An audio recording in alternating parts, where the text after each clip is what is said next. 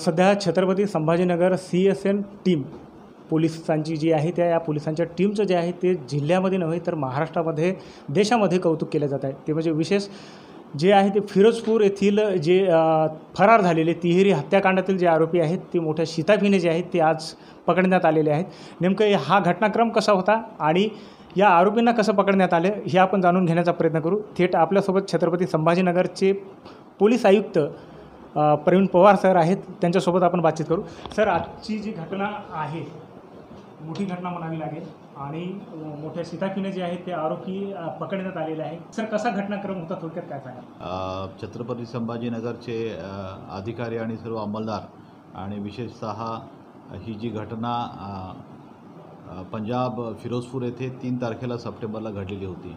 त्याच्यामध्ये एका कुटुंबातील 3 व्यक्तींचा गाडीमध्येच एका गुरुद्वाराच्या बाहेर गोळ्या झाडून दिवसा मर्डर करण्यात आलेला होता। त्या अनुषंगाने पंजाबचे पोलीस आरोपींच्या मागावरती होते आणि त्यांची अशी स्पेसिफिक इन्फॉर्मेशन होती की एका वाहनामध्ये शस्त्र आणि सुसज्ज अशी वाहनामधून ते आरोपी छत्रपती संभाजीनगरच्या दिशेने आपल्या हायवेने येत आहेत, समृद्धी हायवेने।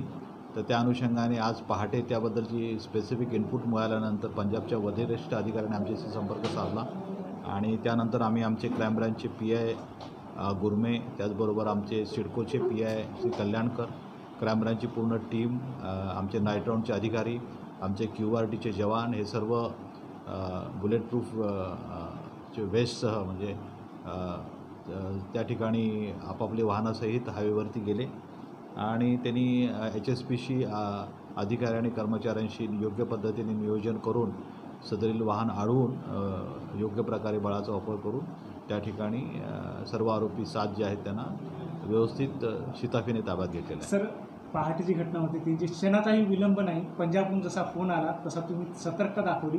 निश्चितच आरोपी थोडासा जरी वेळ केला असता तरी आपल्या जिल्ह्यातून ते हद्दपार झाले असते किंवा पसार झाले असते। एक विशेष यावर काय बोलू? निश्चितच जरा ऑपरेशन चॅलेंजिंग होतं, कारण की समृद्धीला एक तर वाहनं खूप जोरात चालत असतात, रात्रीची वेळ होती आणि आरोपीचं नेमकं येण्याची वेळ ही देखील आमच्याकडे निश्चित अशा प्रकारे नव्हती। त्या अनुषंगाने हायवेवरती जाणाऱ्या प्रत्येक वाहनाचा पडताळणी करून आणि योग्य ठिकाणी बंदोबस्ताचं आणि मॅनपॉवरचं प्लॅनिंग करून सदरील आरोपींना पकडायचं होतं आणि सर्व आरोपी, कारण की ज्या पद्धतीने त्यांनी तो गुन्हा केलेला होता दिवसा ढवळ्या आणि शस्त्रांचा वापर करून फायरिंग करून, त्यांच्याकडून सुद्धा आमच्या पोलीस अधिकाऱ्यांच्या आणि अंमलदारांच्या टीमला धोका निश्चितच फार मोठा होता।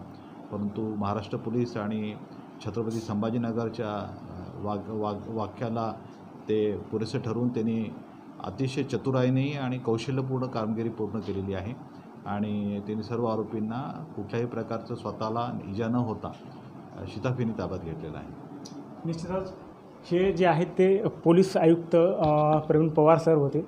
थोडा जर विलंब जर केला असता तरी ही आरोपी जे आहेत जे पसार झाले असते, मात्र क्षणाचाही विलंब न करता सर्व यंत्रणा जी आहे कामी लावून जे आहे ते या सर्व आरोपींच्या जे आहेत ते छत्रपती संभाजीनगर CSN पोलीस टीमने जे आहेत ते मुसके आवळलेले आहेत आणि आरोपी आता छत्रपती संभाजीनगर पोलिसांच्या ताब्यात आहेत। न्यूज स्टेट महाराष्ट्राकरता मी गजानन राऊत, बाळूज, छत्रपती संभाजीनगर।